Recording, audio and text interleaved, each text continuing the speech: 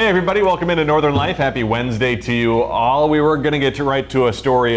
We will, but first of all, pressing matters. Kind of pressing matters. Kind of an embarrassing story. I just cut my fingernails and was putting my IFB on, my earpiece, and all of a sudden I clipped my other ear somehow, and so I had to get a Band-Aid on it. So that's the question. You were working in this ear. Because I was reaching. Get the injury? Because you got to clip the thing to the back of your shirt. So I think I was reaching, and then I clipped my ear with my fingernail. Oh, man. Yeah, tough. You got a Band-Aid right there. So I do have a Band-Aid on. Yep. So we stopped the bleeding. Fortunately, it took some time. We were worried for a little bit. It was my fault. We had a delay in our starting our recording here. That's all right. I'm glad you're okay. Yeah, I'm okay too. Let's stave infection. That's the goal. All right, let's do that first. And now we get to talk about what we're going to talk about right away. So our executive producer, Ben, who is actually in the studio here with us, hanging out in the shadows over there, he was raving to me about this product. I had no idea what it was, but he is over the moon about a certain kind of cooking pan. So these pans are special because they have detachable handles, and so they're easier to store. And if you're done with your cooking, you just detach the handle, and then they have covers that you can use to put it directly into the fridge. So we were asking Ben a little bit about this while you were taking care of your ear situation. As I was bleeding. He was ranting and raving, and we were like, man, how have the use been so far? He's like, I haven't even used them yet. He just raving about them. He just got them last night. He's already like, they look so good. Best. It is a good idea. I will say it's a good idea. Hopefully that handle will last a long time. I think that'd be my main concern. I assume that the handle had to go into something, but you can put it on any part of that pot. That is a very good idea. Yeah, and the storage in the fridge situation he was telling us about, it's like if you want to put your pan in there, you don't have to handle in the way of other things. So. And then if you want to cook it up in the morning, those leftovers, I think you just put the handle on and then bring it back to the thing, and you're ready to go. I'm smelling a Rachel Hackbarth story right now. We could do our own. We could. Seriously, Ben, let's bring him in here. Let's do it. That sounds like a plan to me. We got a kitchen? We'll go to Ben's kitchen. Yeah, there we go. We'll hope he's just as happy tomorrow after he dries the pans and hopefully they work out. Yeah. Well, hey, coming up today on Northern Life, we'll discuss another kitchen item thanks to Rachel Hackbarth. She's trying out the Rice Buddy for today's Does It Work product, promising to be the ultimate solution for perfectly cooked rice every time. I'll believe it when I see it. Yeah, we'll be the judge of that. Rachel, yeah. Well, I think a lot of us have been enjoying the past number of days, getting to take in the Olympics on NBC right here on Northern News Now. And seeing some of those athletes really puts our own daily achievements into perspective, right? They're just so impressive. So we had to share this funny tweet saying, oh, you won a gold medal at the Olympics? Well, my smartwatch just congratulated me for standing up. It's so true. Yes. It's life's little wins, you know? It's seeing like you maybe crossed over the 10,000 step meter or mark one day. It's those little wins that matter. You should get gold medals out there. Absolutely. Exactly. My question is, why does the fast walker get the same gold medal that the, I don't know. What, you think that's less than any other hunter? If I can do it, they shouldn't be able to get a gold medal, right? You think you could beat some of those fast walkers? Well, maybe not beat the fast walker, but I didn't actually watch. What do they have to do? Fast walk. Yeah. It's in the description. I think one of the rules is that your heel can't leave the ground. Your heel has to stay on the ground because obviously if you're running, your heel kind of goes. They got that special kind of movement going. They know how to do it. The whole body's a sport I watched the other night that I was really confused about because it happened so quickly was speed cycling, where they do that indoor on the track. That's it happened in like 40 seconds. They're and I go, nearly like I can't figure out my hand the proper way, but you know what I mean. By the time I figured it out, what was going on, it was over. Yeah. And somebody had been declared the winner. Yeah. Did you guys see speed climbing? No. Where the I've seen guy that. rushed up that rock wall thing. In like it 4 was like seconds? 4 seconds. It was insane. And he thought he could go faster, too. Yeah. Which the other person was kind of struggling to even get up in the first place. I felt bad. So- He's like Spider-Man. Yeah, he was. Yeah. He was. They both get, they all get gold medals out there. That's true. That's Even true. those speed walkers out there. Good job, everybody. If you're speed walking on the treadmill watching our show, how you doing? Earlier this week, big news about Minnesota Governor Tim Walz being picked as the running mate on the Democratic presidential ticket this year. But one of the questions Americans apparently have is who is going to play Governor Walz on Saturday Night Live. Oh, yeah. So SNL is returning for the 50th season this year, and they'll likely have to find someone to portray both those vice presidential candidates, being Governor Walz and Senator J.D. Vance of Ohio. With all that being said, if you guys were being portrayed on SNL, which actor or actress would you want to play you? That's tough. Can they be dead? Sure. Why not? Yeah. I'm picking John Candy. I John would want John Candy. Candy to play me. Yeah, That's that'd be a great. good choice. That's a good choice. I think I have to go with Kristen Wiig. That's a good Kristen choice. Wiig's She's good. so funny, Yeah. just Yeah. whoever she does. So I'd have to go with her. Yeah, I don't mean to hype myself up, you know, but if it could be anybody, I would want Ryan Reynolds to play. That makes sense. I would want Ryan Reynolds to play. Only because you got the Handsome same. man I can think of. Well, can I get The Rock to play me? So That'd be pretty cool. chiseled. Yeah. So, you know, Wow. I would go with Reynolds. Yeah. A lot of people talking about maybe Steve Martin playing Governor Walls there on SNL. That'd be pretty funny. So we'll have to Really? see Pretty funny. How that plays out. That'd be Yeah. awesome. It would. It'd be funny. Well, if you aren't a fan of the dentist's office, you may want to close your ears for this one. A startup claims to have completed the first fully robotic dental procedure on a human. Last week, Boston firm Perceptive announced it had completed the surgery using its fully automated dental technologies, which 3D scan a patient's mouth, use AI to analyze the data, and then employ a series of robotic arms and tools to carry out the procedures. The company says it can replace crowns in just 15 minutes compared to the almost 2 hours it takes most human dentists. I mean, I don't want necessarily robots to take over our world, but the speed of dentistry, not having to sit there for 2 hours and then kind of having the poking and prodding, I might be willing to undergo a robotic procedure. I'm not sure. I don't know if we heard about the pain involved with that robot compared to a human. That's but, the question, We'll have to wait and yes. see for future experiments. Robots are a lot stronger than humans, I imagine. So his teeth might be broken, you know, the jaw might be rearranged. You know what a robot probably can't do? What? Speed walking. Yes, there you go. The humans can do that, and I can do that too. Absolutely. Well, hey, still to come on Northern Life. Will the rice robot really work? We'll check after the break.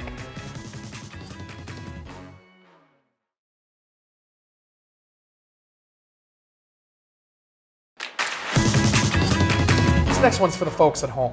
What if there was a device that made cooking rice so much easier? That's the idea behind the rice robot. All right, I'm intrigued. You're supposed to be able to just throw in your ingredients and the machine does the rest for you. Sounds simple. Rachel Hackbarth puts it to the test for today's Does It Work? Tiffany Akasi owns her own food truck specializing in all things rice. For this Does It Work test, we brought her the $39.95 Rice Robot. It's a personal cooker that knows when your food is ready. It includes a steamer for vegetables and measuring cup.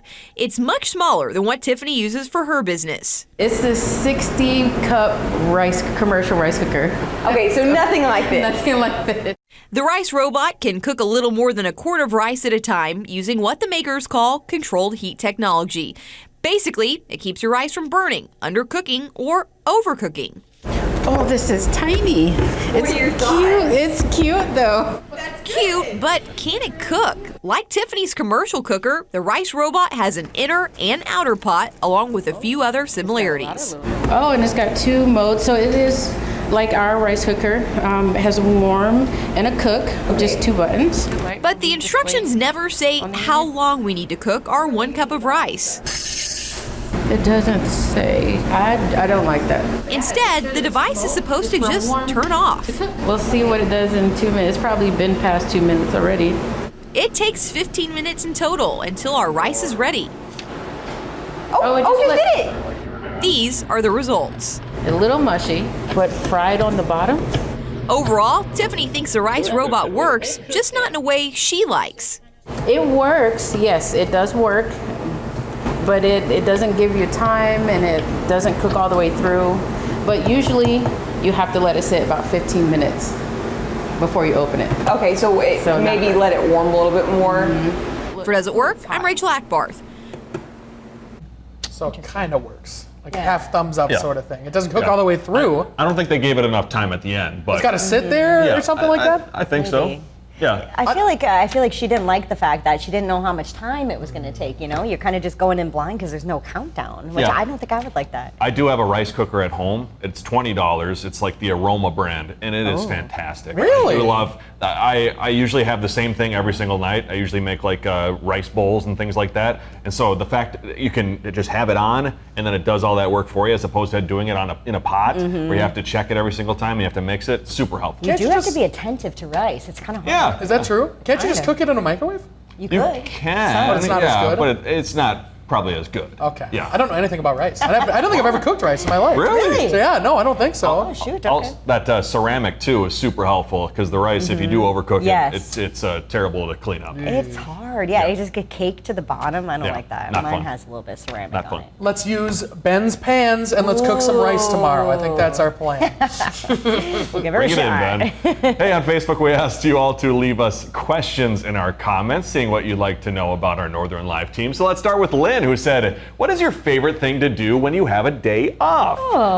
Sleep. I was gonna say that too. Not have anywhere to be at 9 o'clock is always very nice. So spending more time on the couch, I would say. Definitely. I like to take my dog for an extra long walk and give him a little treat. Yeah, if we're staying Pamper in day town. for him. Yeah. Wow. He enjoys getting extra time to sniff because usually in the morning if I walk him, we're kind of like, we're on a schedule. Yeah. I'm like, come on, buddy. But on a day off, I give him more time to sniff, and he's a happy boy. That's he knows when nice. it's a weekend, that's for Nice. sure. Oh. I think I'm more with you, Ryan, where I just want to literally chill at home, maybe go out for one big meal or something like that, but then chilling and watching TV on the couch. Decompress a little Yes. Always fun. Well, up next, we've got Patricia, who wanted to know, what is your favorite story or event you have covered? This is a good question. I feel like I've covered so many awesome stories and been to a lot of cool events thanks to this job. But I think my favorite was when I got to fly with the Thunderbirds. Oh, when I covered the air show. That's a big flex. Yeah, that's one of my favorite fun facts to share with people too. Like I flew in an F-16.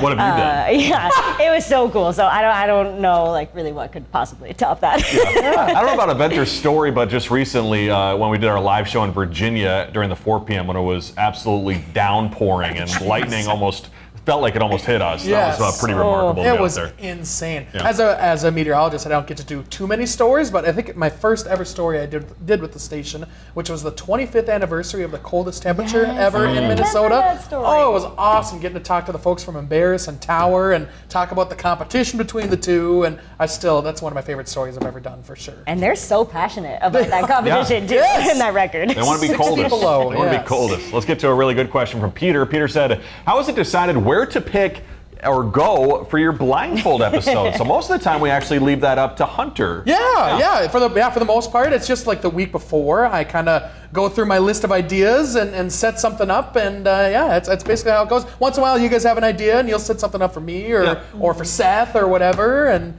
Or if you have ideas out there too, feel free to message or email I'm running us. out of ideas. Please, It's always super helpful. Always a good time. And finally, a real quick one here. Dan brought up Ryan's golf game, inquiring, what is Ryan's ever improving golf handicap? Ryan. It is not improving. I was gonna say, is it improving? Not improving. It's around 15, I would guess. Okay. Yeah, so Don't know not what great. that means, but that's I don't know awesome. what it means. I'll teach you guys during the break. Okay. Hey, coming up, hockey reaches new heights. We check out a scenic game. We're also talking about some misconceptions about the Midwest.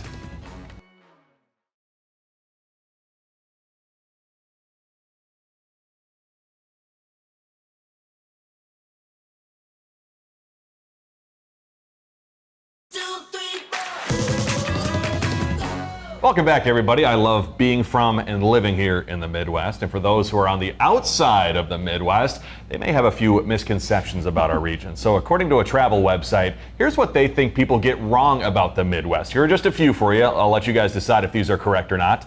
Restaurants are boring, bland, and basic. I know, the tough start. There's no culture. Everyone is a farmer, and we choose to be polite over telling the truth. Also, it is cold, and everybody hunts or fishes on the weekend. That's pretty accurate. I will say this about restaurants. I don't think they're bland or anything like that, but you have to really search to find something that is truly hot, spicy, temperature-wise. I'm that's saying, true. So it doesn't happen too often, but you Sure. find these things that actually make your tongue hurt. And here goes back to the rice cooker I was talking about. I have the same thing for dinner almost every night. Sure. So I'm fine being boring, Right. bland, and basic sometimes. That's Yeah. nothing wrong with that. Yeah. I feel like we have a lot of people in the Midwest area who are fans of like those really popular restaurant chains too. Like we have a lot of really passionate people who love their Olive Garden Yeah. and are like The big Chili's. Chili's or Chili's a big one. Applebee's. McDonald's. So they're like, that Yeah. too. Got some Yeah. passionate folks. Growing up in Wisconsin, former NFL great J.J. Watt often found himself celebrating moments, big or small, with a meal at Culver's. And after a legendary football career, J.J.'s journey has led him right back to where he started. Culver's guests nationwide can enjoy a new combo meal called the JJ's Way meal. That's cool. Having a fast food meal named after you. Holy buckets.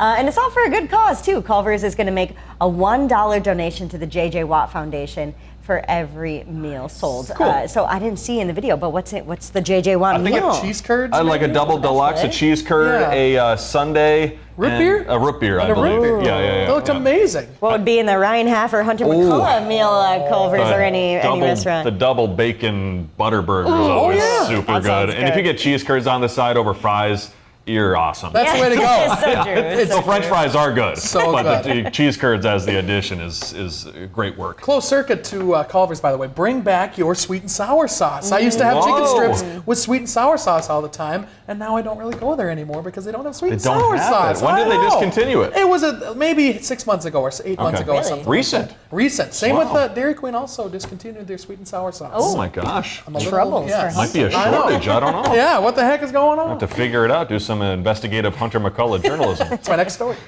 Hey, ice hockey reached new heights this week with the highest game in the world taking place in Switzerland. I mean, check out these views. Players from the Bern Ice Skating Club and Swiss professionals from the NHL competed in the exhibition showcase, which took place at 3,400 meters above sea level. The NHL team ended up 6-5 winners after 2 10-minute games were played. Man. I wonder if they have issues with oxygen levels. And, Yeah. You know, like that sort of thing. It's like when, serious. when you know? Serious, teams play yeah. in Denver too, you know, like when the Timberwolves had to play in Denver during the playoffs, it's the difference in height, you know, Yes. can get to you.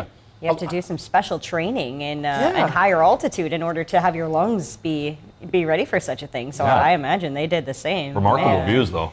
Absolutely. Well, real quick, an Australian man appeared in court today after being arrested for the alleged theft of more than $393,000 worth of commemorative coins. Those coins are special because they're linked to the popular children's TV show Bluey. The 47-year-old is accused of stealing 63,000 unreleased limited edition $1 coins from a warehouse. No good. Yeah, Don't stealing from Bluey, probably not a good idea. Not a good Not a good Don't thing. love it. No. Ew. When we come back, we have an important announcement for the remainder of our week.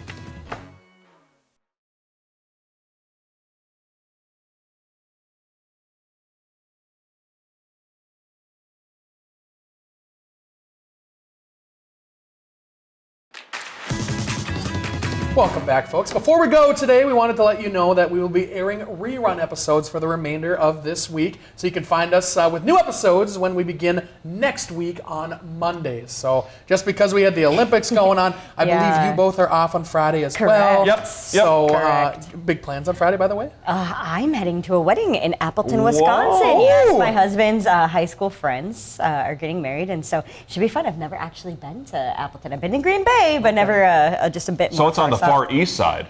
Is it? I don't let me know. look it up I'm not quick. sure. It very well Let's see if I could got be. time. Yeah. Either way, I'm excited to check it out. The venue looks super pretty, so I'm pumped. Yeah. Do you guys Appleton, have big, fun, exciting plans for the weekend? I think I'm just chilling. My cousin from Texas is coming up, so I'm going to hang out with him all weekend. Cool. It's going to be a lot of fun. What'd you find out? Ryan? Yeah, it is on the far east side, southwest of Green Bay, about Oh, nice. 5 hour drive. So, Okay. yeah, Okay, cool. yeah. And then me and my family, we actually have our first vacation as an entire family with Denise Bridget. So we're going to a cabin on a lake somewhere in central Minnesota. So that should be a wonderful time. That's You gonna know, be first awesome. vacation as an uncle. So Oh, there we go. Bridget's first cabin time. first cabin time. So Sweet. big news. Precious. I'll have some photos to share. Can't wait to see him. Well, thank you so much for joining us. Have a great night and rest of your week. Find some time to throw a line or just head outside to unwind. That's the life in the great North Woods. Hike or bike, whatever you like. Get out in the day, enjoy the night. Yeah, we got the life in the great North Woods. Yeah, we got the life in the great North Woods. Yeah, this is Northern Life.